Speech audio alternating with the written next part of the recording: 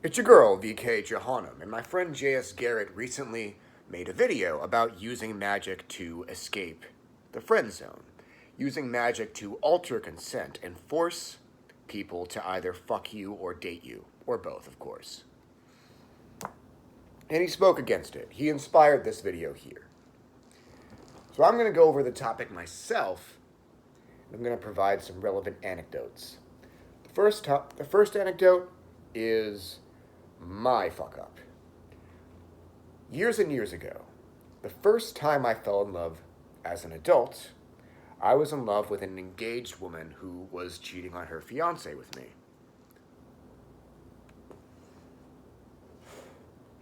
I had an occult mentor at the time. I told him about her. He said, well, look, you gotta use magic to destroy any obstacle between you and her if she's really the one. And that's not true. I thought he meant I should put a love spell on her. But that was not an accurate interpretation of his words. He wanted me to kill her fiance, which would also be bad.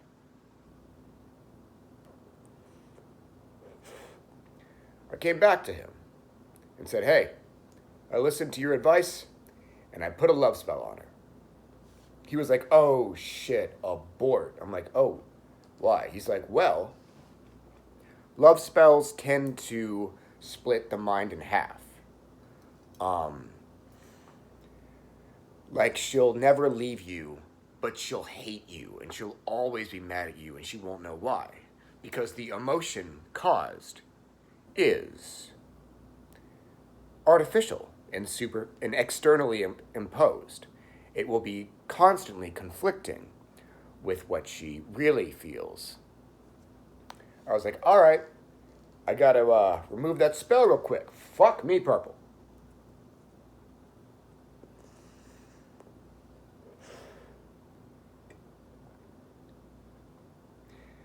He told me, no, you're gonna suffer through this. You gotta date that woman. You have to make all the same mistakes I did.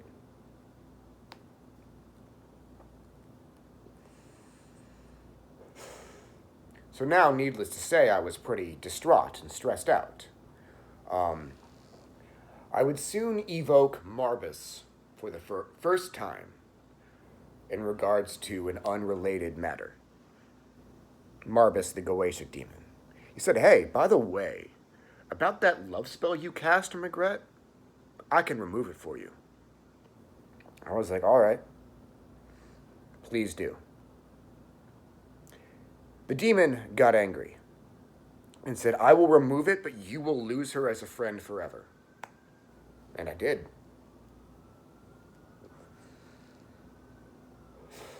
She ghosted me.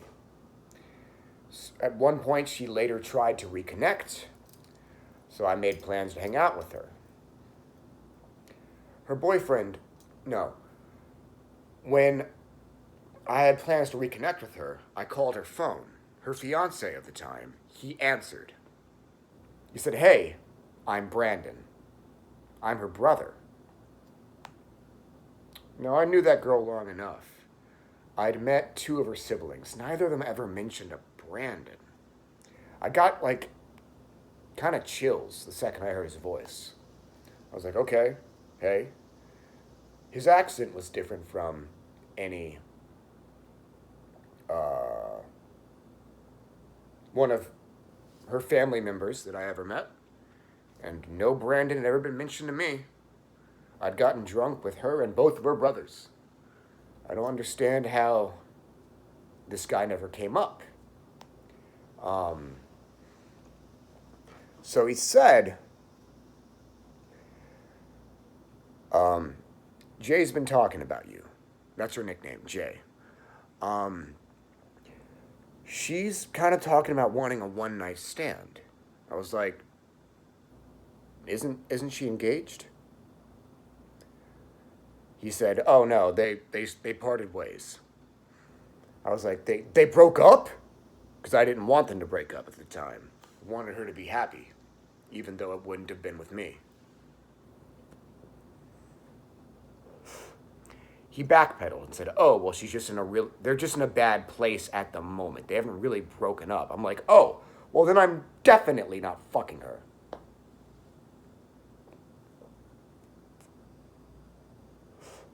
I'd always heard he was a jealous type, but I never saw her again. For context, they were long distance.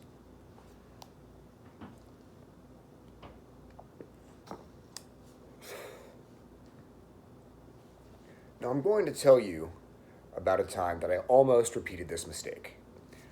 I was beginning my hoe phase. I was trying to have casual sex with just about everything that moved.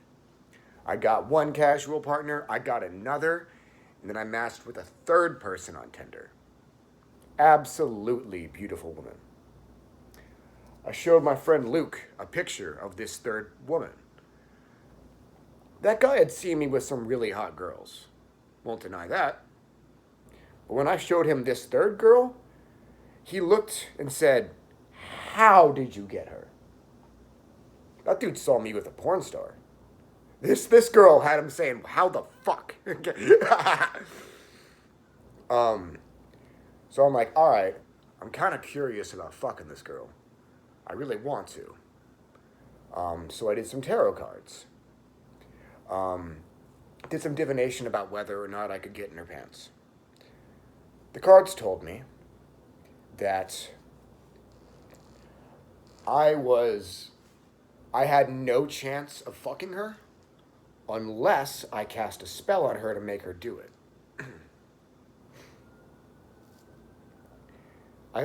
Sadly enough, I actually considered it for an hour or so. But I decided this time around, I would rather be friend zoned than force her to fuck me.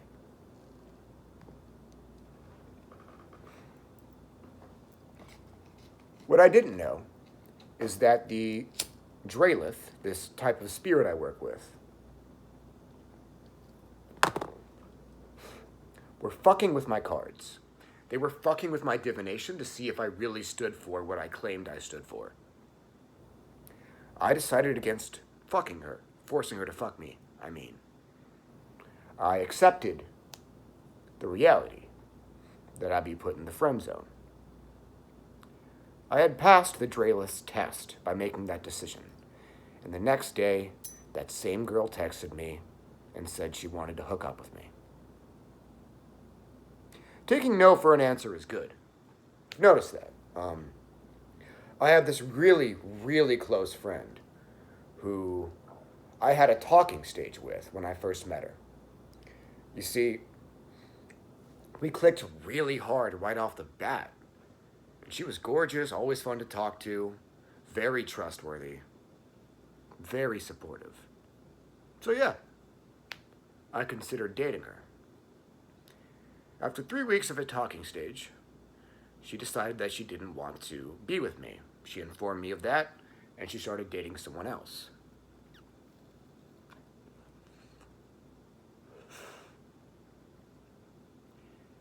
I was upset, of course, who wouldn't be?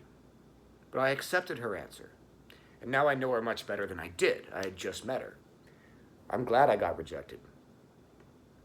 We would have made a bad couple. And instead of having another failed relationship under my belt, I get to have one of the most loving and supportive friends I have. I've got this other friend who I met off Tinder. I wanted to be friends with her, didn't know whether I wanted that to be with or without benefits. Met up with her, had a great time, but I decided that I really wasn't attracted to her. She liked the fact that I didn't just throw myself at her, and she assumed, because of the fact that we met on Tinder, that I must want to fuck.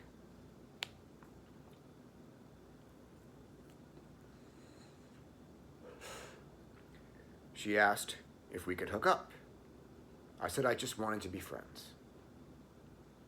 She accepted my answer. I'm sure it bummed her out a bit, but she accepted my answer. And now she has a boyfriend. And she's a lot happier dating him than she would have been if I was sleeping with her.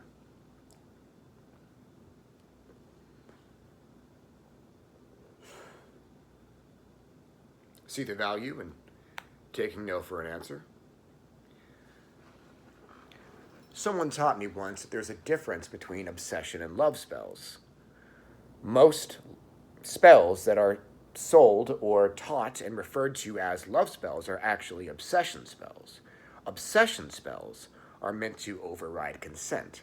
They create artificial desire.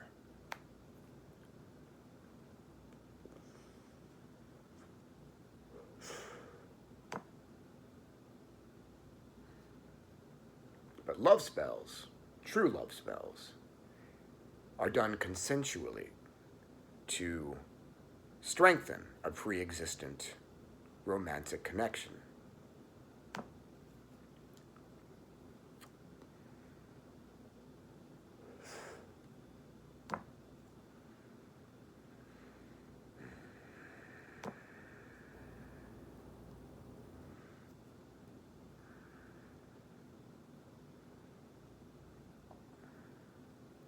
One girl I knew, a fellow practitioner, she told me about a time that another man successfully put a love spell on her. It forced her to date him against her will. Her mind, like I said, was torn in two. She wanted to be with him and she wanted to stay with him, but something would always tell her that the relationship just wasn't right. And it wasn't. It got pretty toxic.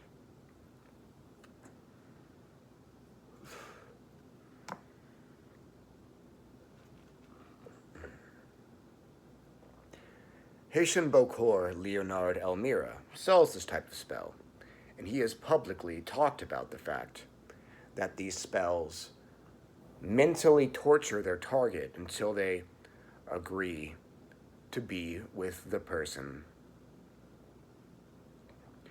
that they were cast on to be with. I can attest to this.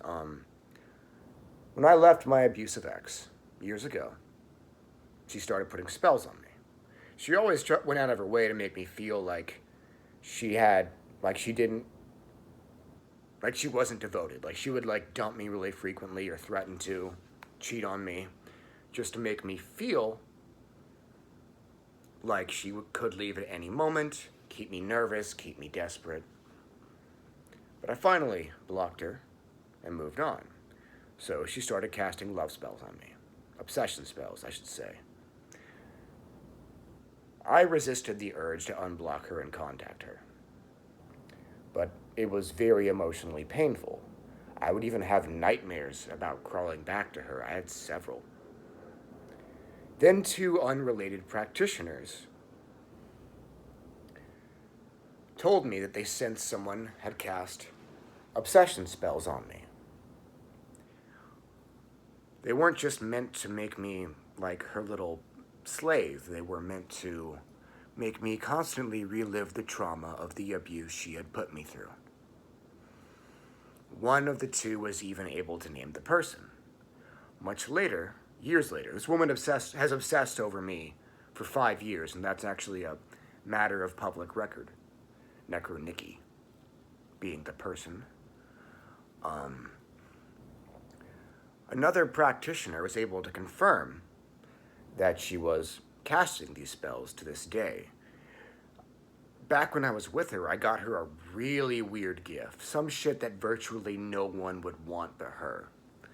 He saw it on her altar, and he was able to describe it to me perfectly. And he said, yeah, she's still casting spells on you, and she brings you up in every conversation. Of course, before that third practitioner gave me that confirmation, I prayed to the Spider Queen, Sephiroth. Said, hey, if there's really this type of spell being put on me, please remove it. The emotional torment stopped, and so did the nightmares.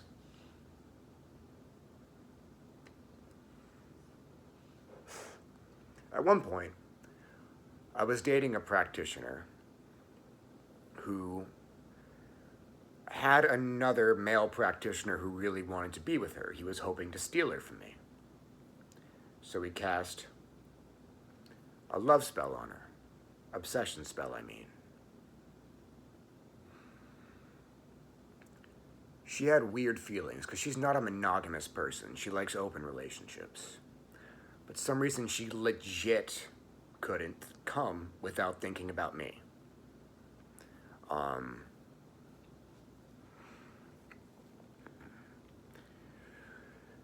So, she felt the love spell and assumed I must have been the one casting it because I was dating her. Understandable assumption. She accused me of that and said, hey, I know you're full of shit when you say that you don't support obsession spells. I said, okay. She told me that, she accused me of casting one on her. I said, hey, well, look. I'm going to pray to the demon Thantafaksath. I'm going to ask him to remove any love spells, obsession spells, whatever, that are on you.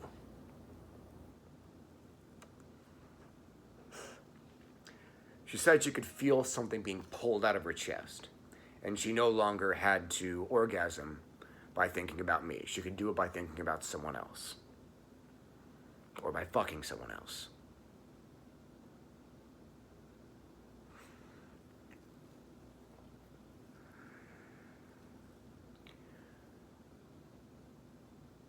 The love she had for me was able to override the obsession spell, to a certain extent.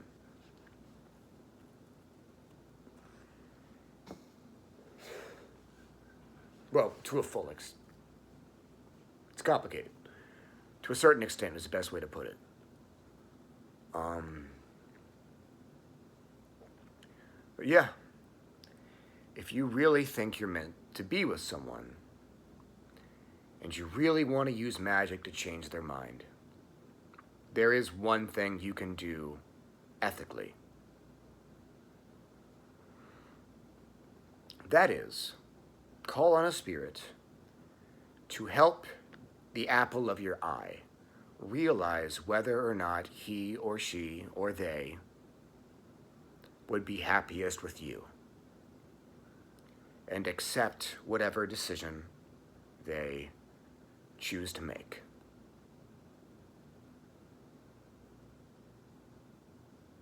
You wouldn't be forcing their consent. You'd just be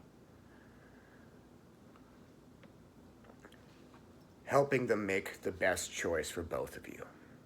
Nothing wrong with that. Now, as for using demons to force people to fuck you, it seems that some, or all, or most Goetic and Clefothic demons are willing to do that, unless you're trying at one of their chosen people.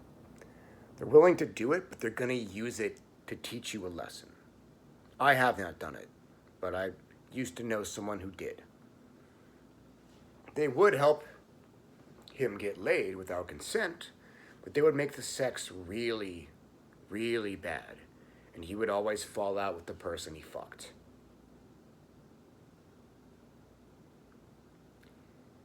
There are spirits out there who will help you force consent. But I think we should all just be willing to take no for an answer, even when it's hard. Oh, I should go more into detail about Thantafaksath. So a lot of spirits are very capable of removing spells, but Thantafaksath is particularly renowned for his ability to eat spells. He doesn't eat them with his mouth. I've seen him do it. It's confusing. But he, consumes spells. So whenever I need to remove a love spell, I pretty much always go to him. For me, since I work with him, a simple prayer is pretty much always enough to remove a love spell from someone else. I say pretty much. He's never failed. But anyways, that's all for now. Have a great night and enjoy your immortality. Check out that link tree in the description below if you want a little more VK in your life.